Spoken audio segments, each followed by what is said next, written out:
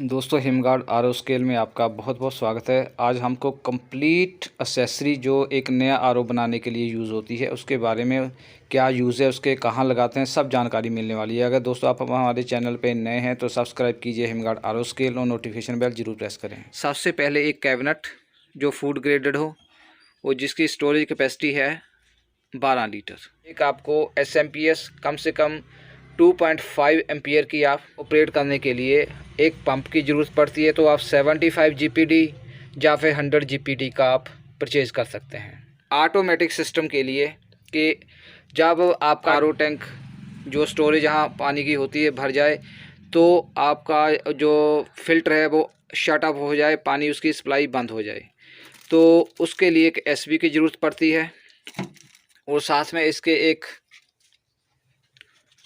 Float की ज़रूरत पड़ती है। फ्लोट हमारा इस पोजीशन में लगता है। हम आपको आज सारा कैसे असेंबल करते हैं आरओ सिस्टम दिखाएंगे स्टेप बाय स्टेप।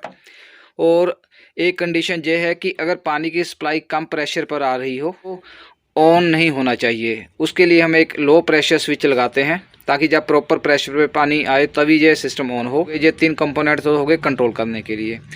इसके अलावा जो हमारी पानी की TDS है वो 50 to 150 होनी चाहिए, जो हमारा टारगेट है, जो प्योरीफाइड पानी है जो इसमें स्टोरेज होता है। तो उसके लिए हम लगाते हैं एक TDS कंट्रोलर।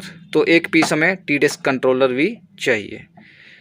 इसके अलावा पानी की सप्लाई देने के लिए जो यहाँ हम इनपुट और आउटपुट के कनेक्शन लगाते हैं उसके लिए हमें गेट फिटिंग की ज़रूरत पड़ती है। तो एक यूनिट कंप्लीट ब्रास बॉडी में आप गेट फिटिंग कर रखें। और इसके अलावा पानी की सप्लाई देने के लिए हमें जहाँ से इनपुट और प्योरीफाई वाटर निकलता है वहाँ हमने वाइट पाइप यूज़ करनी है 1/4 इंच की। और जहाँ से वेस्ट वाटर बाहर निकलेगा जो गंदा पानी होगा उसके लिए हमें ब्लू पाइप यूज़ करनी है। सेडिमेंट फ़िल्टर जिसको हम प्री फिल्टर भी कहते हैं, जितने भी 5 माइक्रोन या उससे बड़े पार्टिकल्स होते हैं, सस्पेंडेड पार्टिकल, पानी में डस्ट, सैंड, रस्ट, तो वो यहाँ ट्रैप हो जाती है कि इसका पोर साइज होता है 5 माइक्रोन होता है। तो इसको हम डालते हैं फिल्टर में यहाँ। तो एक हमें प्री फिल्टर हाउसिंग चाहिए और एक हमें स्पन फिल्टर चाहिए। इसके अलावा फर्दर प्योरीफिकेशन के लिए जो पार्टिकल्स, केमिकल्स जिनका साइज़ 5 माइक्रोन से नीचे है वो हम पानी पास करवाते हैं। जो इसकी आउटपुट है वो जाती है आगे सेडिमेंट इनलाइन को, जिसका साइज़ होता है 1 माइक्रोन। मतलब जितने सस्पेंडेड पार्टिकल है जिनका साइज़ 1 माइक्रोन से ऊपर है वो यहाँ ट्रैप हो जाते हैं। इसकी इनपुट और आउटपुट मेंशन की होती है। तो एक पीस हमें ये चाहिए। इससे next chemical, organic substance, impurities remove करने के लिए हमें कार्बन फिल्टर की ज़रूरत पड़ती है, जो दोनों ही ये 10 इंच के हैं। अब जो इनकी आउटपुट है वो पंप को जाती है। ऑलरेडी मैंने आपको बता दिया 75 GPD का एक पंप चाहिए कि मेम्ब्रेन की इनपुट पे। तो इसके लिए हमें एक मेम्ब्रेन हाउसिंग, एक 75 GPD की मेम्ब्रेन और 3 एल्बो चाहिए।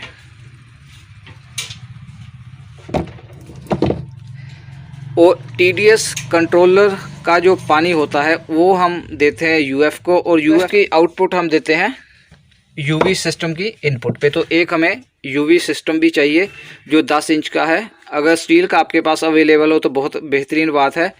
और इसके अंदर एक हम UV लैंप डालते हैं, वो हमें फ़िलिप्स की या अच्छी कंपनी की ही डालनी चाहिए।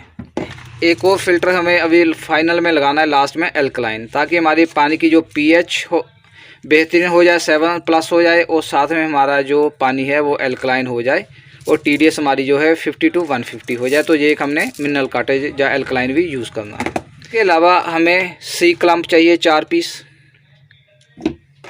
इनलाइन है सेडिमेंट, कार्बन, मेम्ब्रेन और UF, UV।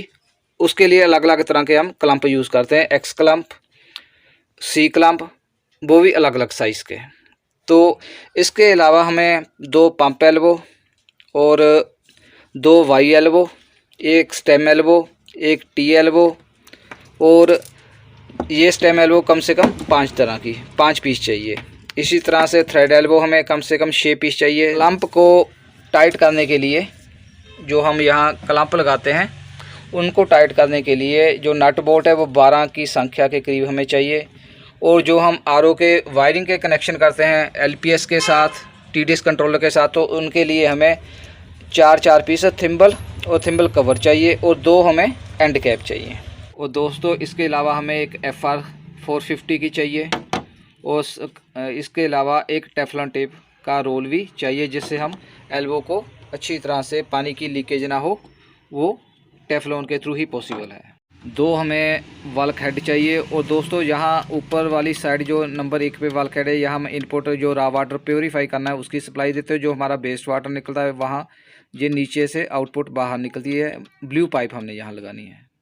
तो एक हमें 10 इंच की फ़िलिप्स की यूवी लैंप चाहिए जो हमारी 11 वाट की है। अलावा हमें एक AC चौक की ज़रूरत पड़ेगी जो 220 वोल्ट पे ऑपरेट होती है।